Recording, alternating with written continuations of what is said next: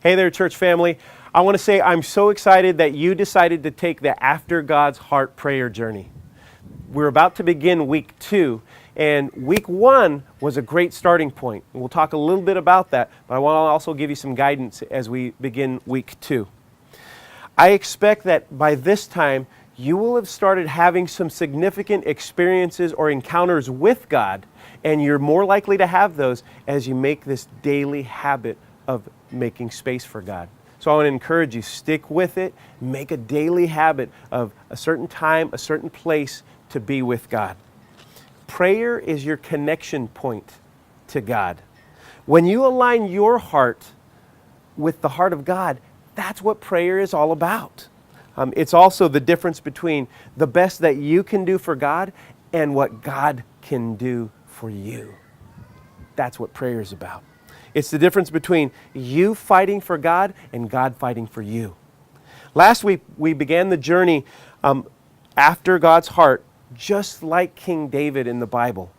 And I want to give you a quick reminder, it's not too late to invite another person to do the journey with you. You're better as you go together. 2 characteristics that we focused on last week were humble and reverent. By now, you will have wanted to have established that daily prayer time to be with God. This is the basis for experiencing God in a whole new way, afresh in a new way. This week, our themes will be respectful and trusting. Let those 2 words soak in, because over the next 7 days, you're going to be building your admiration for the Lord so that it comes out in your every thought about God, your every prayer to God, and your every testimony about what God's doing in your life. You want that admiration that you have for the Lord to come out every time you think of Him and speak of Him.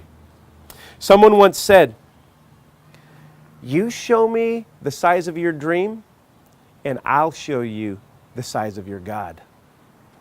To grow in your walk with God, you will be challenged with your belief about God's reliability.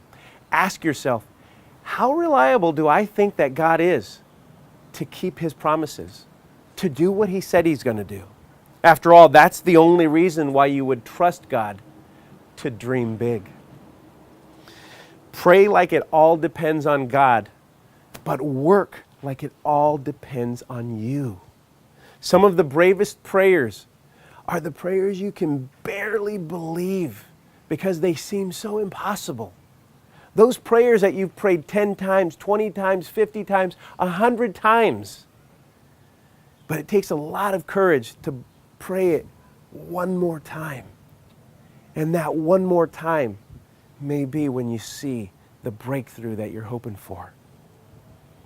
Victory. Go with God in all you do. As you go farther on this prayer journey, you'll soon awaken to the life that God has in store for you. I want to encourage you to stay strong, make space for God, and be blessed this week. In Jesus' name.